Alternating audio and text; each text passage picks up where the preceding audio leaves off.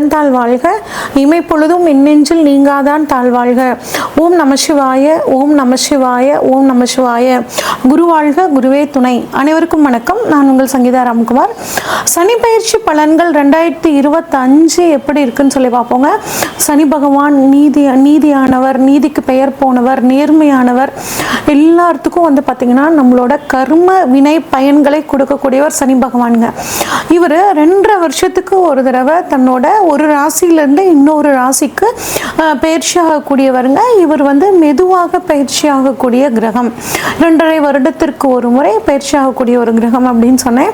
இப்போ தற்பொழுது பார்த்தீங்கன்னா சனி பயிற்சி 29/3/2025 சனிக்கிழமையில பயிற்சி ஆகுறாருங்க. எங்கேருந்து எங்கே பயிற்சி ஆகுறாருன்னா, இது வரைக்கும் பூரட்டாதி நட்சத்திரம் 3ஆம் பாதம், அதாவது கும்ப ராசியிலிருந்து பூரட்டாதி நட்சத்திரம் 4ஆம் பாதம் மீன ராசிக்கு பயிற்சி ஆகுறாருங்க. பயிற்சி ஆகி 3/6/2027 வரைக்கும் மீன ராசியில் இருக்காரு. மீனராசி இது வரைக்கும் காலபுருஷனுக்கு 11ஆம் இடமான கும்பத்திலிருந்து காலபுருஷனுக்கு 12ஆம் இடமான மீனத்துக்கு பயிற்சி ஆகுறாருங்க. இவர் பார்த்தீங்கன்னா இந்த 2.5 வருஷ காலத்தில் 2 முறை வக்ரம் ஆகுறாரு. அதாவது ஜூலை மாதம் 2025 இருந்து நவம்பர் மாதம் 2025 வரைக்கும் ஒரு முறை வக்ரமாகி வக்ர நிவர்த்தி ஆகிறார்.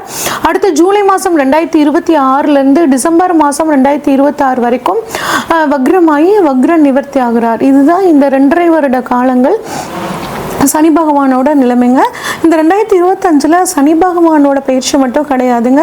குரு பயிற்சி இருக்கு, ராகு கேது பயிற்சி, 3 முக்கிய பயிற்சிகள் இந்த வருடம் இருக்கு.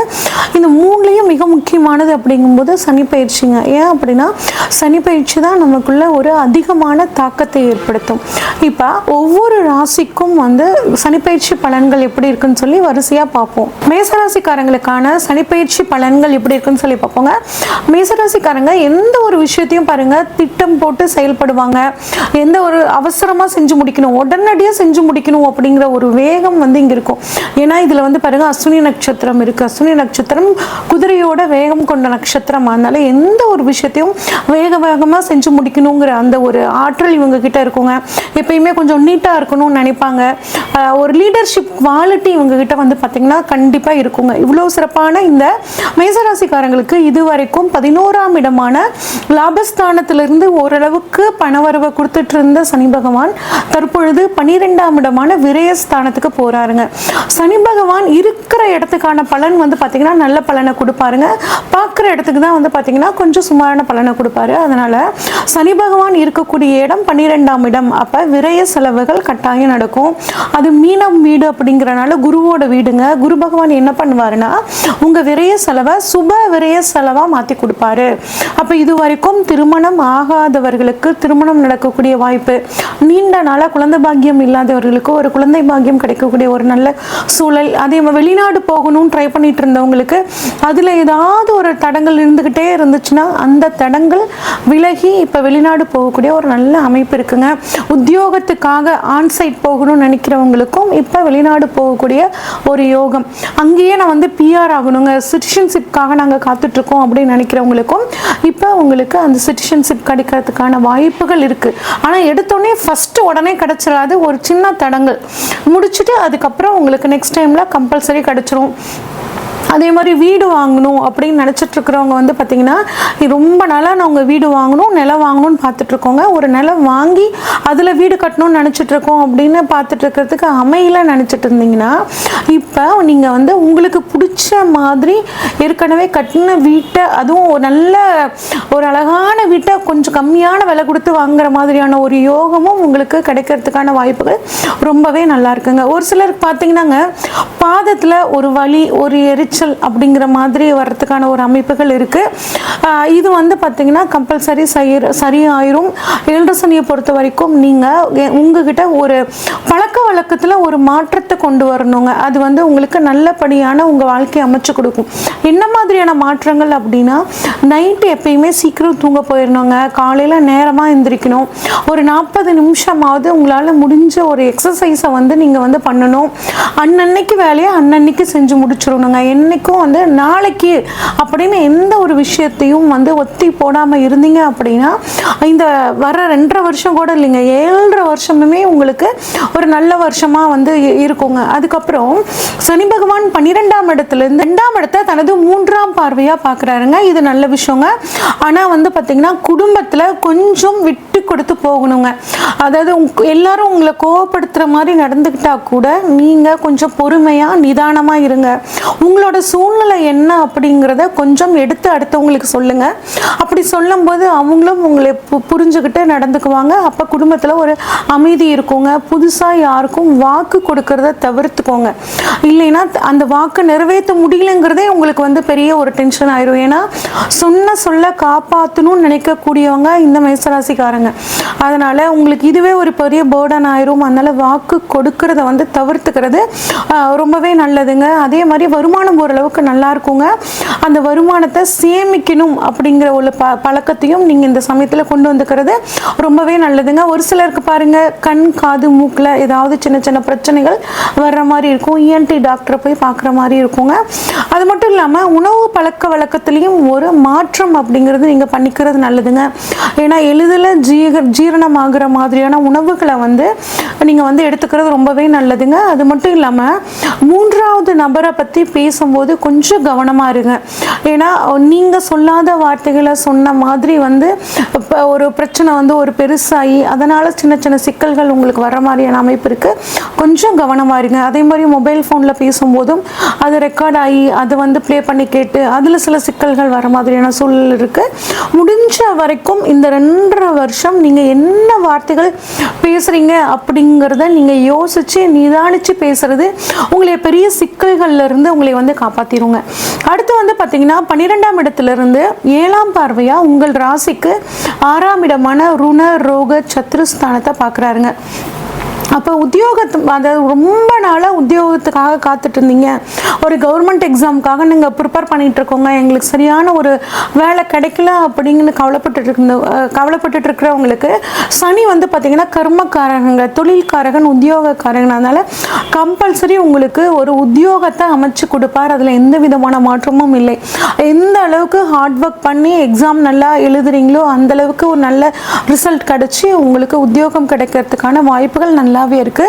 அது மட்டும் இல்லாமல் பெரிய கடன் ஏதாவது இருந்துச்சுன்னா, சின்ன சின்ன கடனாக வச்சுருந்தீங்கன்னா ஒரு பெரிய கடன் கிடச்சி அந்த கடனை நீங்கள் அடைக்கிறதுக்கான வாய்ப்புகள் இருக்குங்க. ஆனால் அளவுக்கு அதிகமாக தகுதிக்கு மீறி கடன் வாங்கி இந்த சமயத்தில் மாட்டிக்க கூடாதுங்க. இப்போ வந்து வீடு கட்டலான்னு நினைக்கிறோம், என் கையில் வந்து பார்த்திங்கன்னா 30 லட்ச ரூபாய் தான் அங்கே இருக்குது, நாங்கள் வந்து ஒரு 50 லட்ச ரூபா பட்ஜெட்டில் வீடு கட்டலான் இருக்கோம்னு நினச்சிட்டு அது 80 லட்சமாக மாற்றி கடனில் போய் சிக்கிக்காமல் இருக்கணுங்க. அதனால் தெளிவாக உங்கள் கையில் எவ்வளோ இருக்கோ அதை வச்சு இந்த சமயத்தில் நீங்கள் பிளான் பண்ணிக்கிறது ரொம்பவே நல்லதுங்க. அதே மாதிரி கோர்ட்டு கேஸ் சம்பவங்களுக்கு ஏதாவது இவ்வளோ நாள் இருந்து ரொம்ப நாளாக இழுத்தடிச்சிட்டு இருந்துச்சுன்னா அந்த கேஸ் இப்போ உங்களுக்கு சாதகமாக முடியுங்க. ஆனால் எக்காரணத்தை கொண்டும் இந்த சமயத்தில் நீங்களாக கோர்ட்டு கேஸ் வம்பு வழக்கு அப்படின்னு போகாமல் இருக்கிறது ரொம்பவே நல்லதுங்க. அதே மாதிரி உங்களுக்கு ஏதாவது ஒரு உடம்புல நல்லாவே இருந்தால் கூட நமக்கு இதுவாக இருக்குமோ, இந்த பிரச்சனையாக இருக்குமோ, நமக்கு தலையில் தலை வலிக்குதே, நமக்கு பிரெயின் டியூமராக இருக்குமோ, வயிறு வலிக்குதே, வந்தால் நமக்கு இறப்பை கேன்சராக இருக்குமோ, இந்த மாதிரி அதீத கற்பனைக்குள்ளே போவீங்க. அதெல்லாம் எதுவுமே இல்லை, பயப்படாதீங்க. கற்பனை வந்து அதிகம் பண்ணிக்காதீங்க. அடுத்து வந்து பார்த்தீங்கன்னா 9ஆம் இடத்தை வந்து பார்க்குறாருங்க. தனது 10ஆம் பார்வையாக 9ஆம் இடத்தை பார்க்குறாருங்க. 9ஆம் இடம் அப்படின்னா தந்தையை சொல்லக்கூடிய இடம், பாக்கியங்களை சொல்லக்கூடிய இடம் அப்படின்னு சொல்லுவாங்க. 9ஆம் இடத்தை பார்க்கறனால அப்பாவுக்கும் உங்களுக்கும் ஒரு சின்ன மிஸ் அண்டர்ஸ்டாண்டிங் ஏற்கனவே இருந்துச்சுன்னா அது இப்போ சரியாகக்கூடிய அமைப்புங்க. ஆனால் புதுசாக இப்போ எதுவும் அப்பா என்ன சொன்னாலும் கொஞ்சம் கேட்டுக்கோங்க. உங்கள் சைடில் இருந்து உங்களோட கருத்து என்ன அப்படிங்கிறத கொஞ்சம் பணிவாக சொன்னீங்கன்னா சரியாக இருக்குங்க. அதே மாதிரி பூர்வீக சொத்துக்களில் இது வரைக்கும் ஏதாவது பிரச்சனைகள் இருந்தால் அது இந்த சமயத்தில் சரியாகும். நீங்களாக புதுசாக இந்த சமயத்தில் எந்த பூர்வீக சம்மந்தப்பட்ட எந்த பிரச்சனையும் இந்த சமயத்தில் கிளப்பாமல் இருக்கிறது ரொம்பவே நல்லதுங்க. ஆன்மீக வாழ்க்கையில் இருக்கிறவங்க வந்து பார்த்திங்கன்னா நெக்ஸ்ட் லெவலில் வந்து சிந்திக்க ஆரம்பிப்பாங்க.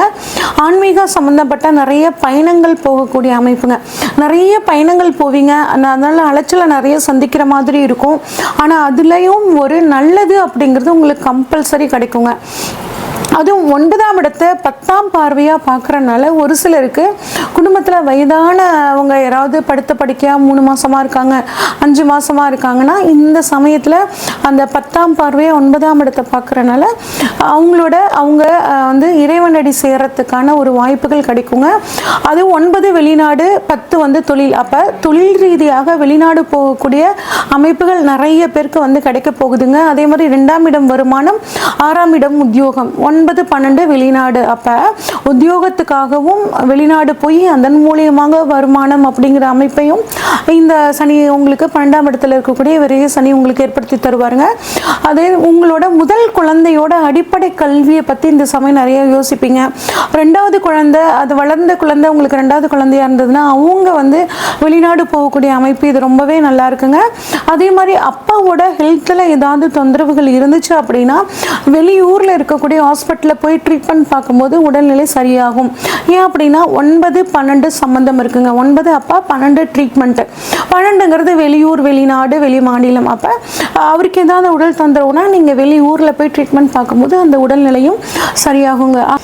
சனி பயிற்சியை இன்னும் சாதகமாக மாற்றிக்கிறதுக்கு முடிஞ்ச வரைக்கும் உங்களால் வயதாகி நடக்க முடியாமல் இருக்கிறவங்களுக்கு செருப்பு தானம் பண்ணுறது, கம்பளி தானம் பண்ணுறது ரொம்பவே நல்லதுங்க. சனிக்கிழமை தோறும் வந்து அனுமன் சாலிசா பாடல் கேட்குறதும் அனுமன் வழிபாடும் உங்களுக்கு மிகச்சிறந்த ஒரு யோகத்தை கொடுக்கும்.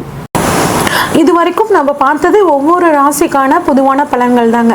உங்கள் ராசியில் சனி பகவான் எங்கே இருக்காரு, இப்போ உங்களோட ராசியில் இருக்க சனி பகவானுக்கு கோச்சார சனி பகவான் எங்கே இருக்காரு, சனி உங்கள் ஜாதகத்தில் ஆட்சியாக இருக்காரா, உச்சமாக இருக்காரா, நீசமாக இருக்காரா, உங்களுக்கு இப்போ சனி தசையோ இல்லை சனி புத்தியோ நடக்குதா, இந்த மாதிரி எல்லா விஷயங்களையும் பார்த்து தாங்க உங்களுக்கு இப்போ என்ன நடக்க போகுது அப்படின்னு நம்ம ப்ரெடிக்ட் பண்ண முடியும். இப்போ உங்களுக்கு ஏதாவது ஒரு முக்கிய தேவைகள் இருந்துச்சுன்னா, திருமணம், பிஸ்னஸ் இல்லை சொத்துக்கள் ஏதாவது வாங்கணும் அப்படின்னா இதை பற்றி தெரிஞ்சுக்கணுன்னா ஸ்க்ரீனில் தெரிகிற வாட்ஸ்அப் நம்பருக்கு உங்கள் ஜாதகத்தை அனுப்பிச்சு வைங்க. உங்கள் ஜாதகத்தை டீட்டெயில்டாக அனலைஸ் பண்ணிவிட்டு உங்களுக்கான ப்ரெடிக்ஷன்ஸை சொல்கிறேங்க. நன்றி, வணக்கம்.